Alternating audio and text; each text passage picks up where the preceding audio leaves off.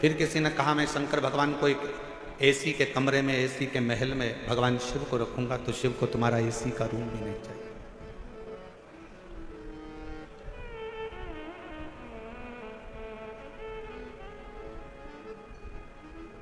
जब प्रेम हो जाता है ना, प्यार हो जाता है, तो छोरी छोरे से कहती है, लड़की लड़के से कहती है कि आप और हम तो एक टूटे हुए झोपड़े में भी रह लेंगे अगर प्रेम है तो, और प्रेम नहीं है तो करोड़ों का महल भी बेकार लगता है। शिव भी यही कहते हैं, आपका अगर प्रेम है शंकर जी के प्रति, आप शिव जी को अपना मान लिए हो कि ये मेरा पिता है, ये मेरा बाबुल है, ये मेरा बाप है, अगर तुमने मान लिया कि शिव मेरे पिता है, मेरे बाबुल है, मेरे पिता हैं, तो फिर महल की जरूरत नहीं पड़ेगी। शिव तुम्हारे दिल में निवास करेंगे। वो दिल कैसा भी हो, वो हृदय कैसा, ना उसको वैभव चाहिए, ना उसको धन चाहिए, ना उसको दौलत चाहिए, तुम्हारी संपदा से भी उसको कोई मतलब नहीं। उसको तो केवल तुम्हारी निर्मल भक्ति और दिल से बन सके तो उच्चारण, श्री शिवाय नमस्तु, श्री शिवाय नमस्तु, श्री शिवाय नमस्तु, श्री शिवाय नमस्तु। तुमने जो दिल से उसको पुकारा, बस वही उसको चाहिए।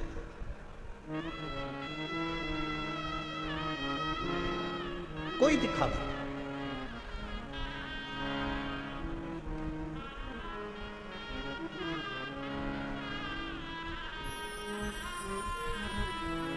कुछ माताएं झंडा ले लेकर पैदल आ रही थी।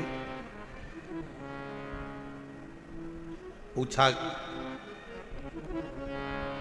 धूप इतनी तेज पड़ रही है, गर्मी इतनी तेज पड़ रही है, आप झंडा लेकर कहां से आ रहे हो? कहा, हम गुरुग्राम से पैदल चलते हुए कथा में धन्यवाद देने के लिए बाबा को। इतना भरचक गर्मी, इतना तेज तपन, जमीन तप रही है, इतनी तेज गर्मी पड़ रही है, और उसमें आप पैदल चलते चलते बाबा का भजन करते करते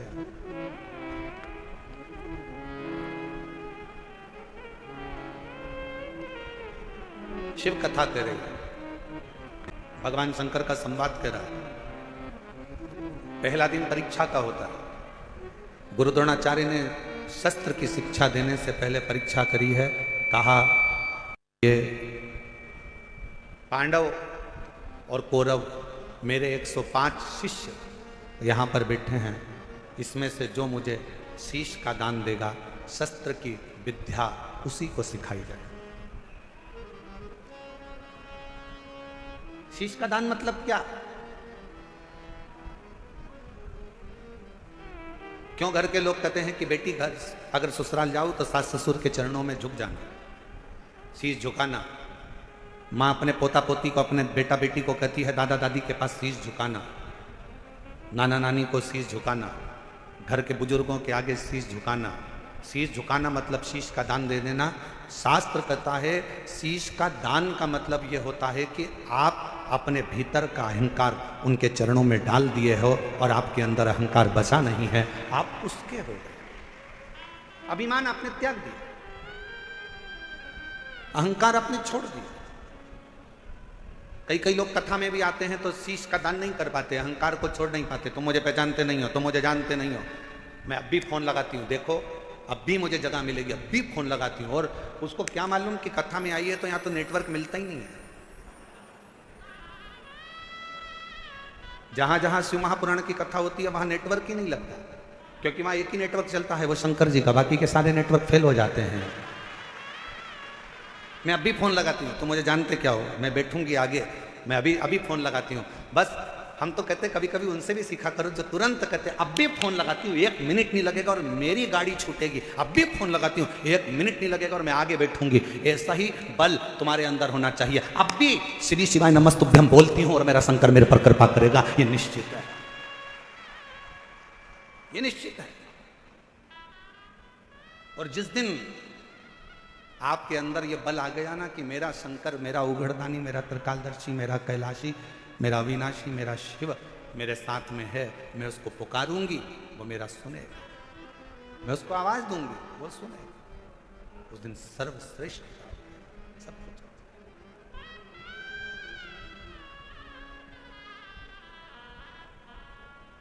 क्यों आए हो कथा में? अपना अपना एसी का कमरा छोड़कर, जम के बोलो जरा, अपने अपने घर का कूलर, एसी, पंखा, एसी की गाड़ी, डनलप का गद्दा, सोफा सेट सब छोड़कर कथा में गाड़ी भी दूर रुकी, पैदल पैदल धूप में चलते चलते कथा के पंडाल में पहुंचे। जरा विचार करिएगा, क्यों आए हो? क्योंकि तुमको मालूम है कि मैं 12 ज्योतिर्लिंग की यात्रा करने नहीं जा सकती, पर अगर मेरे नजदीक में शिव महापुराण की कथा हो रही है, वहां जाकर पहुंच गई तो 12 ज्योतिर्लिंग का फल हमें प्राप्त। मेरा शिव,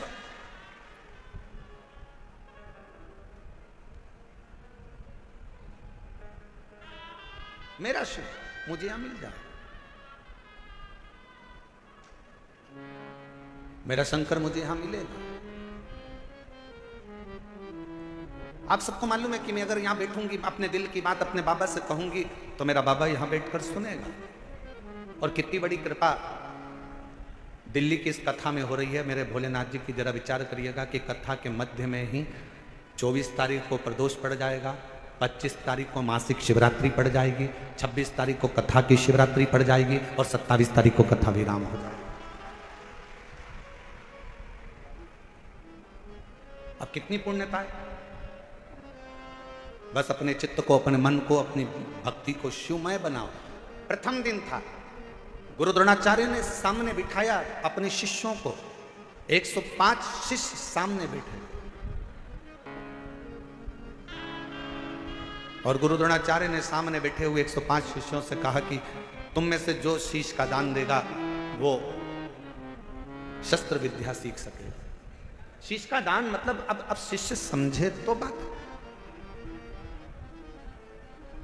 जो समझे वो तो जाने ना। शीश का दान का मतलब ये नहीं है कि गुरु ने कहा कि शीश का दान दे दो मतलब शीश काट दो, नहीं नहीं नहीं। शीश का दान का मतलब है कि अपने अहंकार का त्याग करोगे और जब किसी गुरु की शरणागति में जाओ, कहीं अगर भगवान की भक्ति करने के लिए जाओ, यदि कहीं भगवत भजन करने के लिए जाओ, तो सबसे पहला काम करो कि अपने अहंकार का त्याग करो,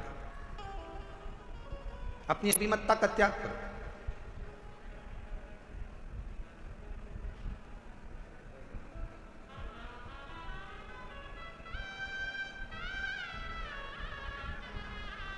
कल हम देख रहे थे बहुत बड़ी बड़ी बिल्डिंग है दिल्ली में बनी है, इतनी बड़ी बड़ी बिल्डिंगें बनी, इतना बड़ा बड़ा मकान बना, इतना बड़ा बड़ा मकान बना।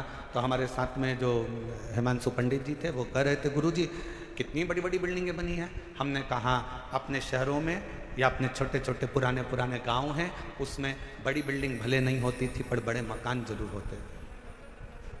और उस मकान में और यहाँ के मकान में एक बहुत बड़ा अंतर है। वहाँ के मकान मौन रहकर बन जाते थे और यहाँ के मकान लोन लेकर बन जाते हैं। हमने कहा दोनों में अंतर। गांव का मकान कैसे बनता है? जम के बोलो जरा सब, लोन लेकर। कैसे बनता है? मौन रहकर गांव का मकान बन जाता था। और शहर में अगर मकान बनाना है, बहुत बड़ी बिल्डिंग बनाना है, तो यहाँ मौन रहने से नहीं, बैंक से लोन लेने से मकान बनता है। बहुत अंतर है दोनों में। हमारे गाँव में आप जितना मौन रहेंगे, सहज रहेंगे, सरल रहेंगे, उतना उतना कृपा। वो कहते हैं ना कि कहा वर में और आशीर्वाद में बहुत बड़ा अंतर होता है।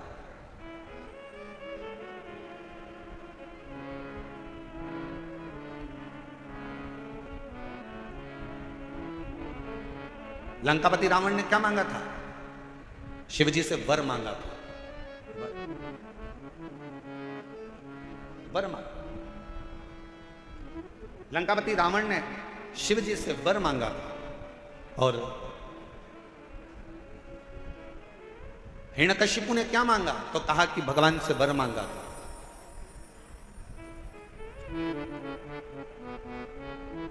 जितना मांगा गया वो वर था। रावण ने वर मांगा लंका मिल गई, राज्य मिल गया, सत्ता मिल गई, वैभव मिल गया, पर धीरे धीरे एक दिन लंका के राजा रावण को भी प्राण त्यागना पड़ा, छोड़ना। हिरण्यकशिपु ने वर मांगा, एक दिन हिरण्यकशिपु को भी प्राण त्यागना पड़ा। और आप सबसे निवेदन है, शंकर जी के मंदिर में जाकर कभी वर मत मांगना कि भगवान मुझे ये दे दो, भगवान मुझे वो दे दो, भगवान मुझे ये प्रदान कर दो, भगवान मुझे ये प्रदान कर दो। तुम शिव जी के मंदिर में अगर एक लोटा जल चढ़ाने के लिए जाओ तो शिव महापुराण की कथा कहती है कभी शिव के मंदिर में जाकर वर मत मांगना, क्योंकि वर मांगोगे तो एक दिन वो वर समाप्त हो सकता है। शंकर जी के मंदिर में जाकर कहना बाबा मुझे आपका आशीर्वाद दे दो, क्योंकि वर समाप्त हो जाएगा पर आशीर्वाद कभी समाप्त नहीं होता, कभी समाप्त नहीं।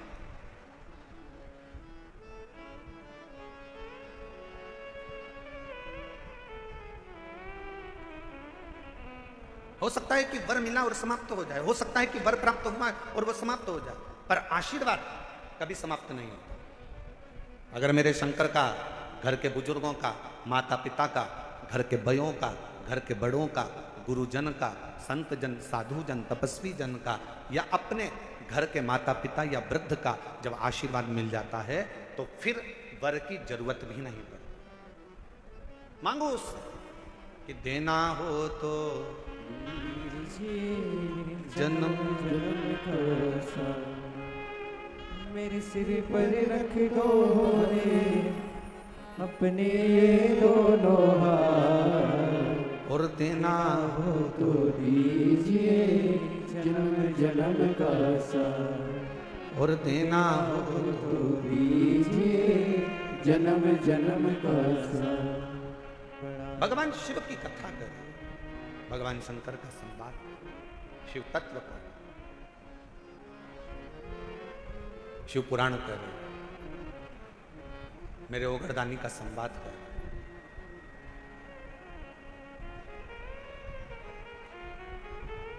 शीश का दान दीजिए। गुरु द्रोणाचार्य ने कहा कि जो शीश का दान दे देगा, जो शीश,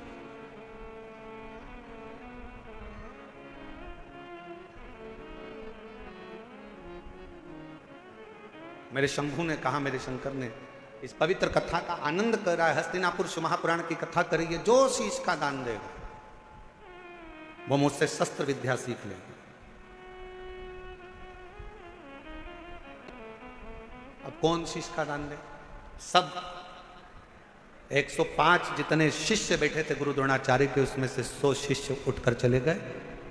5 शिष्य बैठे रहे पांडव, उसमें भी एक अर्जुन सामने बैठा रहा, तलवार उठाई और शीश के पास लेकर जाने लगा, काट कर शीश का दान देने लगा। गुरु द्रोणाचार्य ने मना कर दिया, मुझे कटा हुआ शीश नहीं, तेरे धड़ पर लगा हुआ शीश मेरे चरणों में पड़ जाएगा, उतना दान बहुत है और मैं तुझे दे दूं, मत दीजिए। शंकर भगवान को तुम्हारा धन नहीं, वैभव नहीं, सत्ता नहीं, दौलत नहीं, शिव जी को केवल तुम्हारा एक लोटा जल शिव को समर्पित कर दो।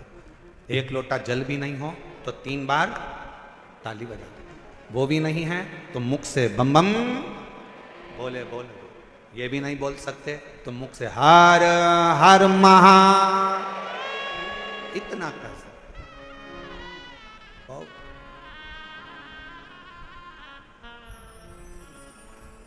कुछ नहीं चाहिए।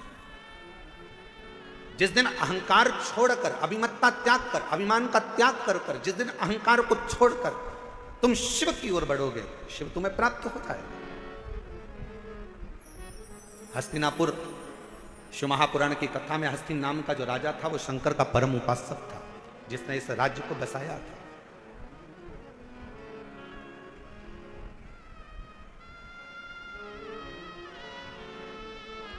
एक शिव भक्त क्या कहता है? अभी कथा में कहा कि वर मत मांगो, आशीर्वाद मांग लो। भगवान अगर मिल भी जाए ना, तुम्हारे पास में आकर खड़ा भी हो जाए और कह दे ए मांग तुझे क्या चाहिए, तो उसे कह देना नहीं नहीं मुझे कुछ नहीं चाहिए, तुम तो तुम्हारा आशीर्वाद दे दो बस।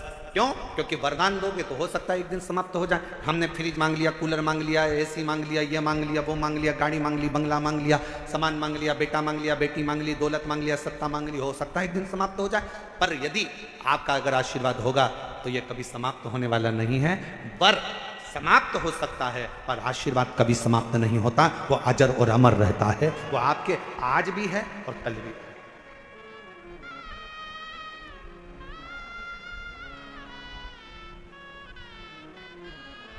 इसीलिए कहा कि तेरी कृपा का क्या है भरोसा, कब किस पर हो जाए जरा सी हम पर कर दो। जी जिसको आता है वो भी बोलो साथ में, तेरी कृपा का क्या है भरोसा, कब किस पर हो जाए जरा सी हम पर कर दो, जरा सी हम पर कर दो। पापी हो चाहे जितना उसका भी बाबा उद्धार किया, उद्धार हुआ।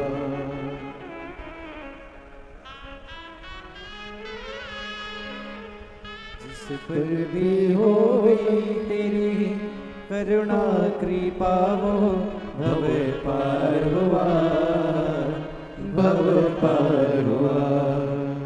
पापी हो चाहे जितना उसका भी बाबा उद्धार हुआ, उद्धार हुआ। जिस पर भी हो गई तेरी करुणा कृपा वो भव पार हुआ, भव पार हुआ।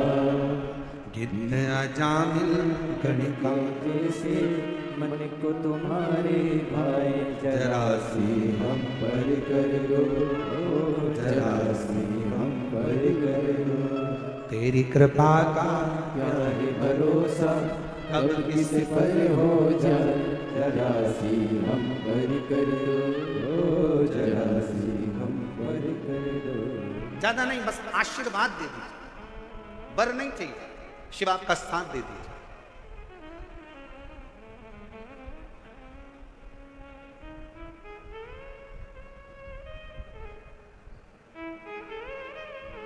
एक कथा आती है,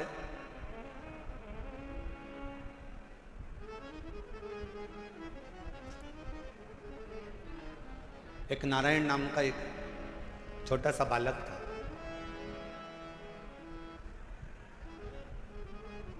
सोमवार अष्टमी की कथा है, आप लोगों ने पढ़ी भी होगी, स्मरण में भी होगी।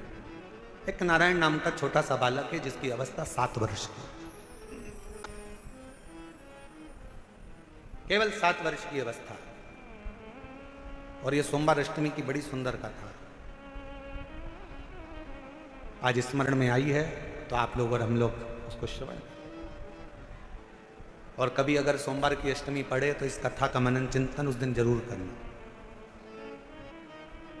एक नारायण नाम का छोटा सा बालक जिसकी अवस्था 7 वर्ष की, पिता इसका जन्म होने के बाद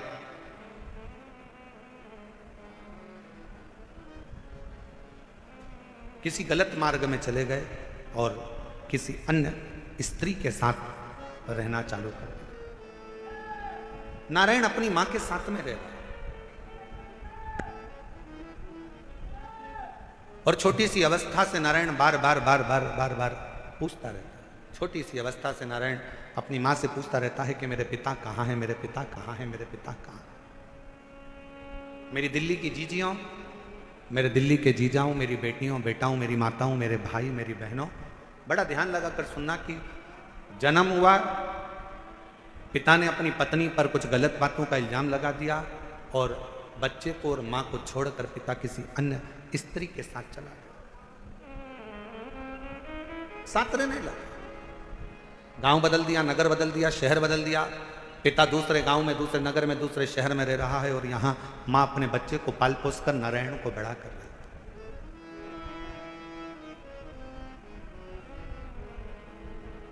छोटा सा बच्चा जैसे जैसे बड़ा हो रहा है, छोटा सा बच्चा जैसे जैसे बढ़ता जा रहा है, वैसे वैसे अपने पिता के बारे में पूछता जा रहा है। मां मेरे पिताजी कहां है, मां मेरे पिताजी कहां है। जैसे 4 वर्ष के ध्रुव जी महाराज वन से तप कर कर आने के बाद अपनी मां से पूछते हैं कि मां मेरे पिता कहां है, और मां क्या उत्तर दे। मां कहती है कि मैं ही तेरा पिता हूं और मैं तेरी मां हूं। नारायण से भी मां से पूछा, मां मेरा पिता कहां है, मेरा पिता कहां है।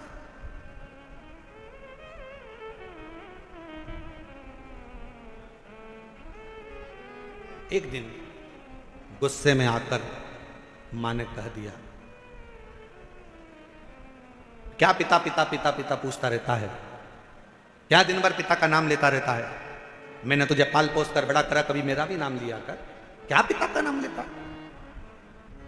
सोमवार की अष्टमी की कथा कहती है कि पिता का नाम लेते हुए बच्चे को मां ने एक दिन खूब डांटा, खूब फटकारा, पर बेटे की चित्तवृत्ति से पिता का स्मरण जाता नहीं, पिता का स्मरण नहीं जाता। मां मेरा पिता कहां है, बच्चे ने फिर चित पकड़ी।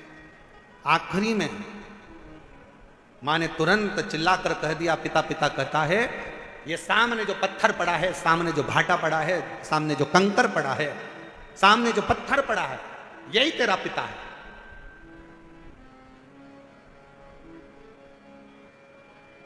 मेरे पिता का नाम क्या है? मां ने कह दिया, तेरे पिता का नाम तो वो देव अधिदेव महा। ध्यान देना जरा, मेरी दिल्ली की जीजियों, मेरे दिल्ली के जीजाओं, मेरी बेटियों, मेरी बेटाओं, मेरी माओ, ये भारत की वो भूमि है, ये भारत की वो धरा है, ये कोई साधारण सी भूमि या साधारण सी धरा नहीं है।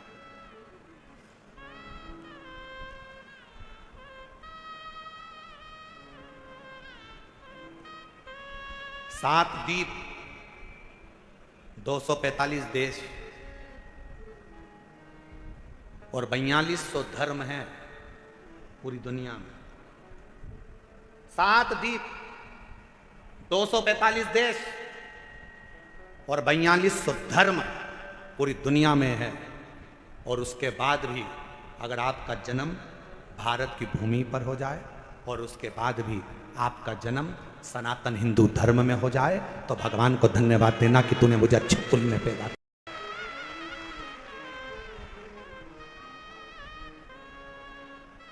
छाती तान कर चलना कि सनातन धर्म में तुम जन्मे हो। 7 द्वीप, 245 देश और 4200 धर्म होने के बाद भी ये भारत की भूमि सनातन धर्म और सनातनी बनकर अगर हम पैदा हुए हैं, तो जी हमें गौरव होना चाहिए कि हम भारत माता के इस गोद में अपने संस्कारों से पोषित होते हुए उस महादेव की कृपा से जन्मे हैं। उस महादेव की कृपा से जहां हम अपने रिश्तों को पहचानते हैं, अपनी माता को माता कहते हैं, पिता को पिता कहते हैं, भाई का संबंध रखते हैं, बहन का संबंध रखते हैं, काका काकी का संबंध रखते हैं, नाना नानी का संबंध रखते हैं, सारे रिश्ते हम निभाकर चलते हैं। कोई दूसरे देश में इतने संबंध नहीं निभाए जाते जितने संबंध हमारे भारत की धरा पर एक सनातनी निभाकर चलता है। भारत की भूमि पर एक सनातनी निभाकर चलता है वो संबंध।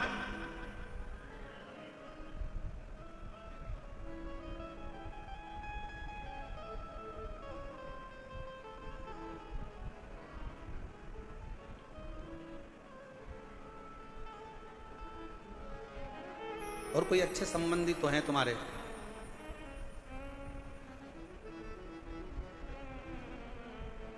पत्थर का मुख बताकर बेटे से कह दिया नारायण से कि ये तेरा बाप है, ये तेरा पिता है। शिव महापुराण की कथा क्या करती है? शिव महापुराण की कथा ने करा क्या?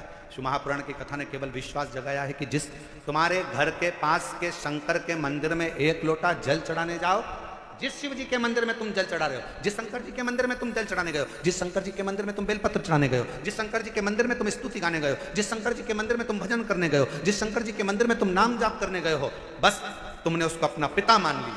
यही शिव पुराण कर रही हो, ये सोमवार की अष्टमी की कथा कर रही हो।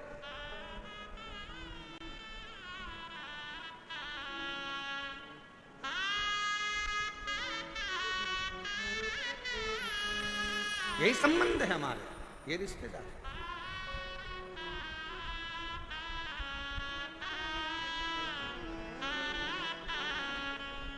और रिश्ता तेरा मेरा सबसे प्यारा, रिश्ता तेरा मेरा सबसे प्यारा, तू मेरा बाबा मैं हूँ तेरा लाला, मैं हूँ तेरा, तू मेरा बाबा मैं हूँ तेरा लाला, मैं हूँ तेरा।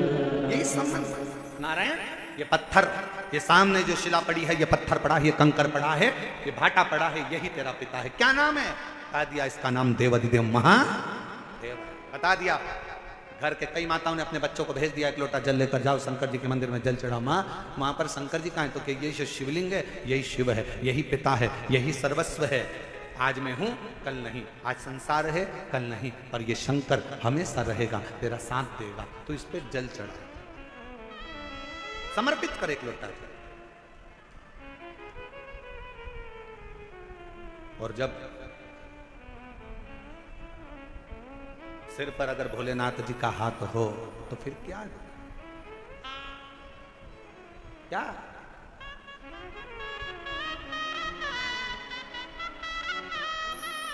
जब स्वयं शिव तुम्हारे मस्तक पर हो तो फिर क्या? पितु भोले बाबा गोरा मैया, पितु भोले बाबा गोरा मैया, फिर क्यों फिक्र करे तेरे कटेंगे कष्ट तमाम, फिक्र फिर क्या करना, तेरे कटेंगे कष्ट तमाम, फिक्र फिर क्या करना, क्या करना फिर क्या करना, क्या करना फिर क्या करना, क्या करना फिर क्या करना, क्या करना फिर क्या करना, तेरे सिर पर भोलेनाथ फिक्र फिर क्या करना, तेरे सिर पर भोलेनाथ फिक्र फिर क्या करना, दोनों हाथों से भोलेनाथ फिक्र फिर क्या करना, तेरे सिर पर भोलेनाथ फिक्र फिर क्या करना, तो क्या करना फिर क्या करना, क्या करना फिर क्या करना, ओ क्या करना फिर क्या करना, क्या करना फिर क्या करना, तेरे सिर पर भोलेनाथ फिक्र फिर क्या करना, तेरे सिर पर भोलेनाथ फिक्र फिर क्या करना, सबो